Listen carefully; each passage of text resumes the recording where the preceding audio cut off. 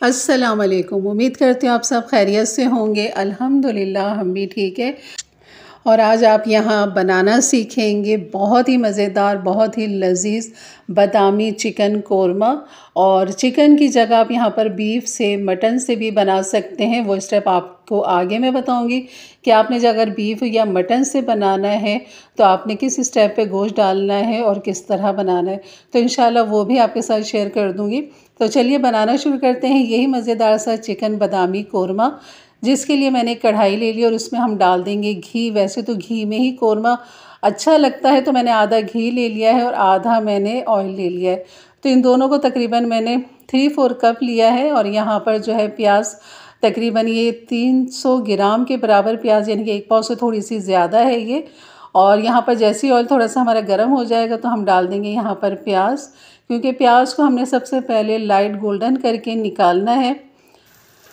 और यहाँ पर प्याज को खूब अच्छा सा भूनेंगे। गोश्त जो है यहाँ पर मैं बता देती हूँ आपको कि हमने जो 300 ग्राम प्याज ली है उसके लिए हमें 1 किलो गोश्त चाहिए। तो अगर आप 1 किलो का बनाएं तो 300 ग्राम प्याज लें, 2 किलो का बनाएं तो 600 ग्राम प्याज लें। तो इस तरह आप इसकी क्वांटिटी कम या ज़्यादा कर सकते हैं। तो प्याज में बिल्कुल चमचा चलाते हुए आपने प्याज को गोल्डन करना है। जैसे कि नज़र आ रहा है आपको कि आपने डार्क गोल्डन नहीं करेंगे, बस जैसे ही लाइट सा हो जाए, इस तरह गोल्डन कलर आ जाए तो आप इस तरह छन्नी रख लें, या वैसे ही अगर आप डायरेक्ट निकाल सकते हैं तो निकाल लें। लेकिन मैं छन्नी में इसलिए निकालूंगी क्योंकि प्याज की कुछ ना कुछ ज़रात रह जाते हैं।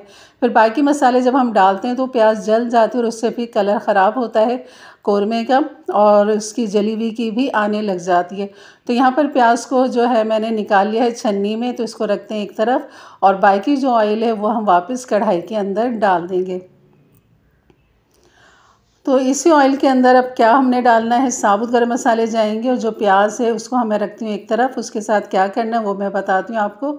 और यहाँ पर हमने ले लिया है 2 बड़ी इलायची, और काला ज़ीरा ले लेंगे 1 टीस्पून, सफ़ेद ज़ीरा 1 टीस्पून, काली मिर्च ले लेंगे 1/2 टीस्पून, और दालचीनी ले लेंगे 2 टुकड़े दरमियाने साइज़ के। तेज़ पत्ता हम ले लेंगे 2 अदद, छोटी इलायची ले लेंगे 8 अदद, लौंग हम ले लेंगे 8 अदद। इन इलायचियों को जो है आपने इस तरह मुंह खोल लेना है, छोटी इलायची का भी और बड़ी इलायची का भी, क्योंकि जब तक हम इसका मुंह नहीं खोलेंगे तो इसका खूब अच्छा सा फ्लेवर निकल के नहीं आता। तो आपने ज़रूर इसको चटखा लेना है और इस तरह आप डाल दें ऑयल के अंदर। अभी मैंने चूल्हा ऑन नहीं किया है क्योंकि हमने इसका जो मसाला बनाना है वो पहले हम रेडी कर लेते हैं, वरना गर्म मसाला तो फ़ौरन ही हो जाएगा, तो फिर मसाला बनाएंगे तो वो जल जाएगा। तो आप पहले ये मसाला रेडी कर लें इस तरह।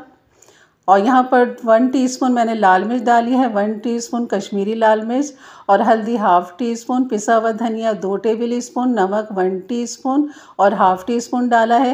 अदरक लहसुन हम यहाँ पर पिसा हुआ डाल देंगे 2 टीस्पून भर के, और इन सबको खूब अच्छा सा मिक्स कर लेंगे थोड़े से 1/2 कप पानी के साथ।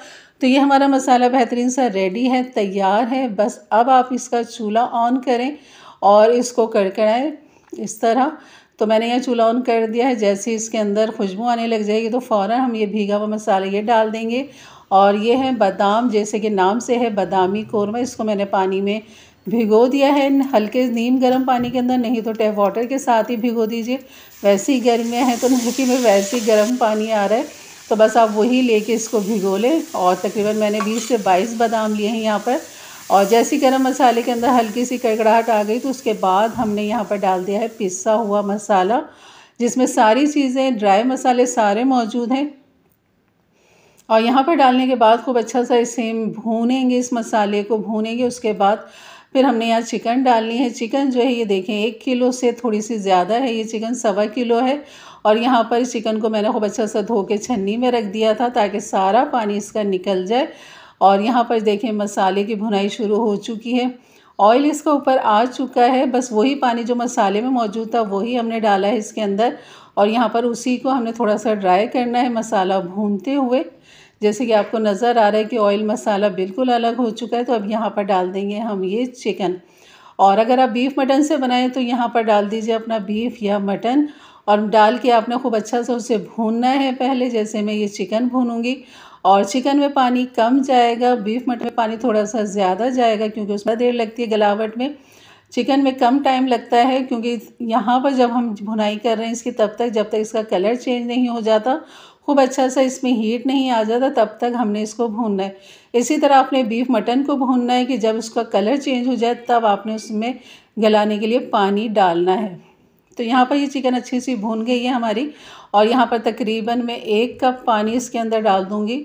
और अगर आप बीफ मटन 1 किलो लेंगे तो कम से कम आप उसके अंदर 2.5 से 3 कप पानी डालें।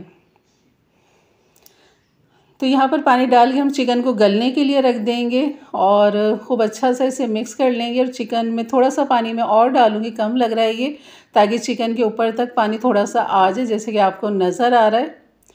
तो बस इस तरह हमने इसको कवर कर देना है, और कवर करने के बाद इसको हम ढक देंगे, तेज़ आंच करेंगे। उबाल आएगा तो हल्की दम वाली आंच पे हम इसको गलावट के लिए छोड़ देंगे। इसी तरह आपने बीफ और मटन को भी उबाल आने के बाद दम पे ही गलाना है। और यहाँ पर जो हमने प्याज तली थी वो प्याज हम यहाँ पर डाल देंगे, क्योंकि हमने इसको दही के साथ पीसना है। और दही हमने यहाँ पर कितनी लेनी है, तकरीबन 1 पाव दही का इस्तेमाल मैंने किया है यहाँ पर। 1 किलो के अंदर 1 पाव दही काफ़ी रहती है।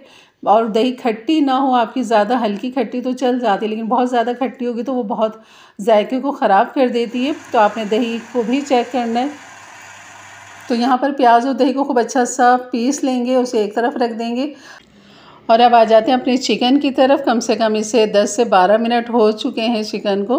तो यहाँ पर अब आपने डाल देना है जो हमने पीसा है प्याज और दही, वो यहाँ पर डाल दीजिए, ताकि ये भी खूब अच्छा सा इसमें मसालों के साथ ये पक जाए, चिकन के साथ पक जाए, और दही का जो कच्चापन है वो भी यहाँ पर दूर हो जाएगा। तो बस इसे खूब अच्छा सा मिक्स करेंगे, और जो थोड़ी बहुत कसर है अभी चिकन के अंदर वो भी यहाँ पर पक जाएगी। और यहाँ पर खूब अच्छा से इसे मिक्स करेंगे। और जो जग में हमारा मसाला लगा हुआ था दही और प्याज का, वो भी मैंने 2-3 टेबल स्पून पानी के साथ खंगाल के इसमें डाल दिया है। तो बस यहाँ पर अब इसको पकने के लिए रख देंगे। और ये दिखाती हूँ बादाम के, बादाम मैंने छील लिए हैं इस तरह। तो 20 से 22 बादाम है। अगर इसके आप बीच में से 2 कर लेंगे तो इसकी क्वांटिटी ज़्यादा हो जाएगी, यानी कि 1 बादाम से 2 बादाम निकल कर आ जाएंगे। इनकी फांकियाँ आप अलग करना चाहें तो कर लें, ताकि क्वांटिटी इसकी काफ़ी अच्छी ज़्यादा आ जाए। और यहाँ पर जो है चिकन देखें अब इसमें उबाल आ चुका है। तो बस ये रोगन भी इसके अंदर आ जाएगा, कोई मसला नहीं। अब ये रोगन गायब हुआ हुआ है। तो यहाँ पर जो एक मसाला है जो इसको खुशबू जायका फ्लेवर देगा इस बादामी कौरमे को, वो है यहाँ पर छोटी इलायची ले लेंगे 7 अदद, जायफल जवतरी के छोटे टुकड़े ले लेंगे। बस इनको हमने बारीक पीस लेना है। तो ये बादाम और जायफल जवतरी इलायची जो है ये हमने आखिर में डालना है जब हमारा कौरमा रेडी हो जाएगा।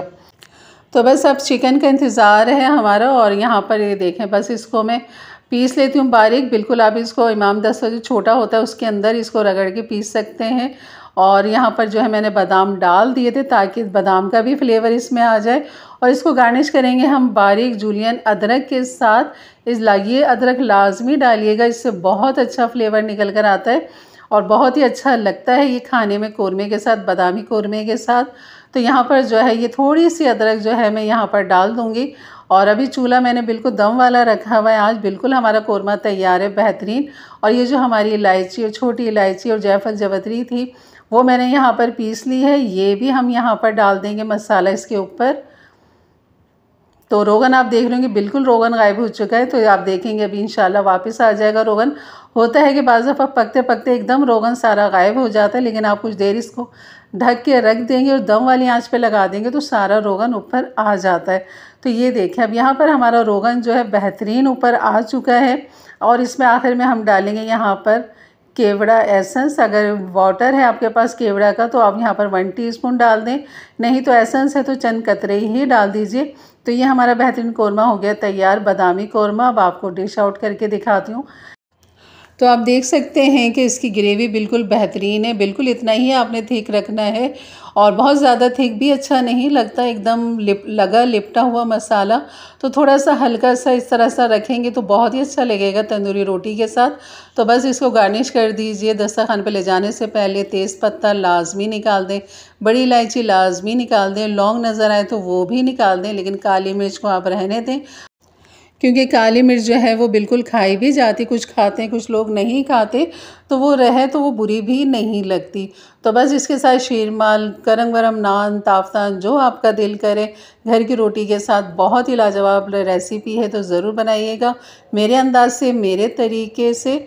और अगर मेरे चैनल पे आप नए आए तो ज़रूर सब्सक्राइब करके जाइएगा, बेल के बटन को क्लिक कर दें, ऑल के बटन को प्रेस कर दें ताकि मेरी वीडियो की नोटिफिकेशन हमेशा आपको सबसे पहले मिले।